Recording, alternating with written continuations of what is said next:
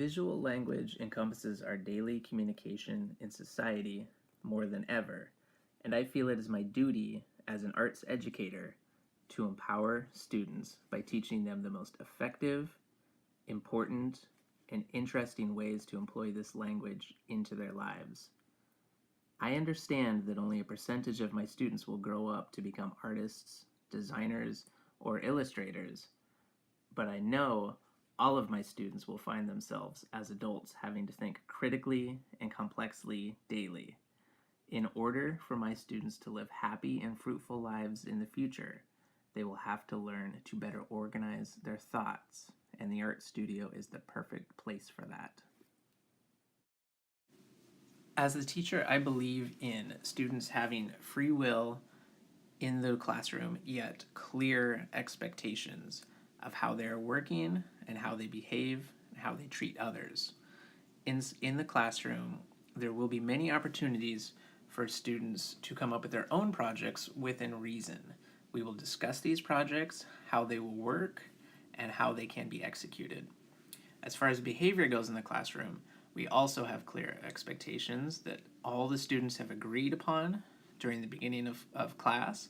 They have signed a contract, and we have all of these posters on the wall, and we frequently discuss how we are meeting these expectations that we all agreed upon.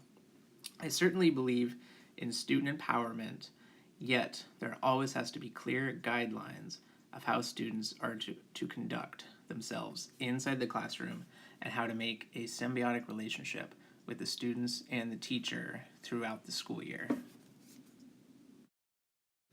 Not long ago, a veteran teacher said to me, "Classroom management is 80% of being a professional." My limited teaching has certainly showed me this sentiment to be true.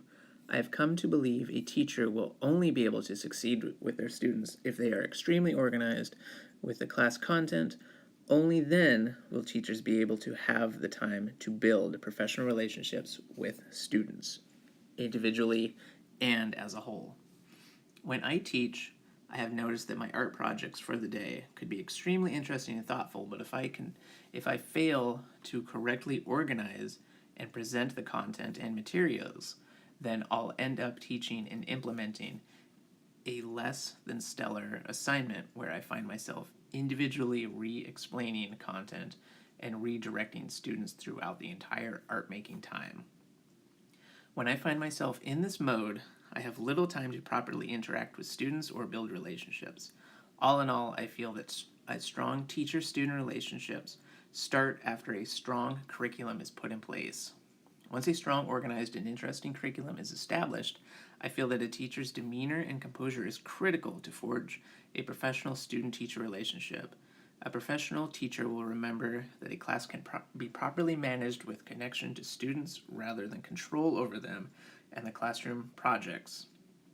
Students will better respond to personal choices regarding a class project rather than a concrete directions, in turn, allowing a student to accurately feel like an integral part of the school family, which will help the teacher-student connectivity.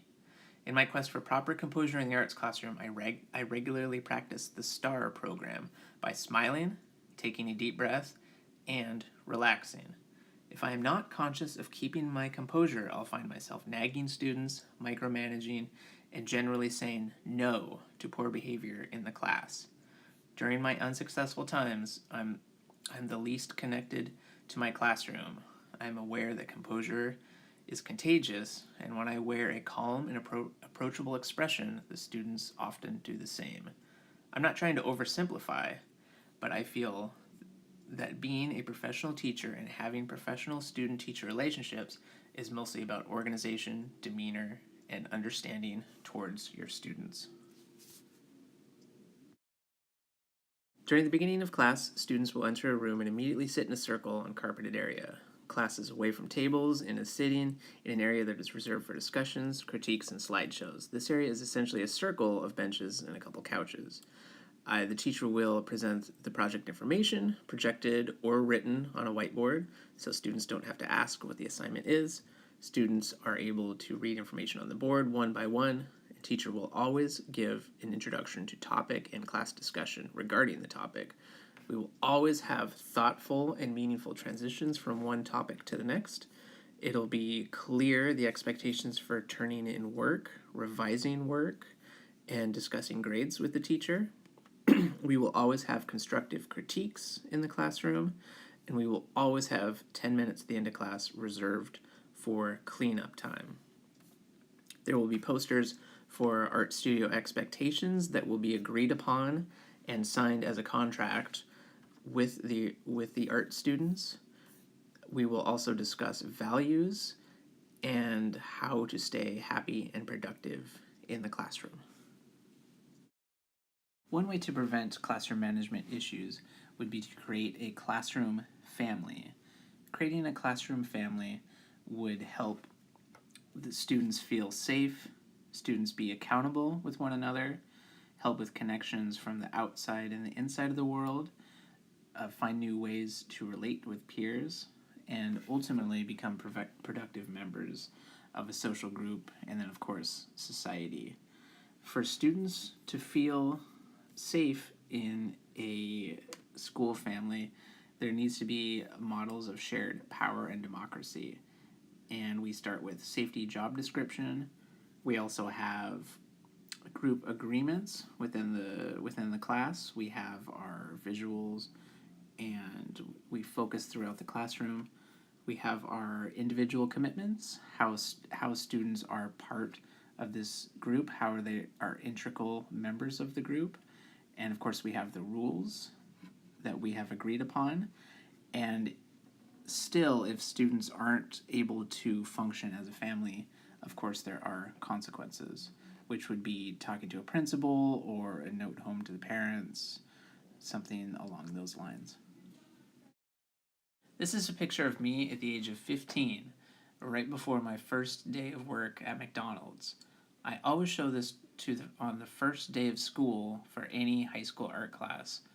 I want to show them that I was once a goofy, awkward teenager, sort of like how now I'm kind of a goofy, awkward adult. It helps them relate to me and feel relaxed and comfortable with me. From there, I show them that I am also a working artist outside of being a working art teacher. This also helps show them that I am very serious and authentic and very interested in artwork as a whole. I always make art alongside the students while working on projects. This also helps to support them and show that they should participate just as much as I am, and vice versa. There are various ways to attempt to redirect a student and get them back on track if they are disrupting the class or having an inability to pay attention. For a non-problem, such as a little bit of talking or brief inattention, making eye contact with the student, clearing your throat are pretty simple ways to go about getting them back on track. For a minor problem, maybe a little bit of class disruption or interfering with student learning, a side chat might be at hand, or calling the student's name out. For a major problem, behavior that disrupts an activity or interferes with learning, with many students, a chat out in the hall might be necessary.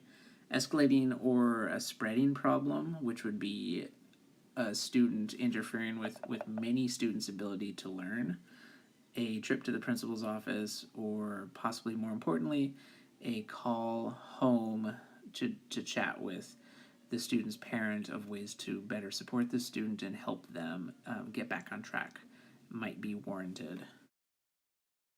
Qualities of the students and why they are a pleasure to have in class.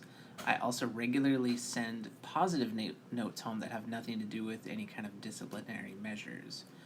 In one case, a student was twerking with another student unwillingly in the classroom, and it borderlined or escalated towards sexual harassment, and a note to home was needed. I'll read an example of this note. Dear Mr. Willoughby, it's been some time since we have last talked, and I hope your fall is treating you well. This term, Nathan has oftentimes been a delight to have in class, and he regularly brings a smile to my face. Unfortunately, earlier today when I walked into the beginning of our second period science class, I looked up to see Nathan twerking next to one of his female students. Under a normal disruption, I would have asked Nathan to sit down so we could begin class, but a twerking dance is quite sexual, and the act is construed as sexual harassment towards the female student. Nathan also decided to take off his shirt during this act. I immediately told Nathan to leave the classroom, and he cooperated with me. Due to these circumstances, I will have to write Nathan up for sexual harassment for the second time this year. I ask that you meet with myself, our principal, and the school counselor to discuss a path forward in order to support Nathan and give him the healthiest and most positive remainder of his school year. If you have any questions, please call or email me at your convenience. This situation is pretty severe, yet I really need Nathan's parents' cooperation with this, so I'm not trying to scare them away. I really need them to come and seriously find a path forward with myself and school officials. But at the same time, I am showing Nathan's parents that I am open and easy to talk to, and I am willing to find the best path forward to help Nathan succeed.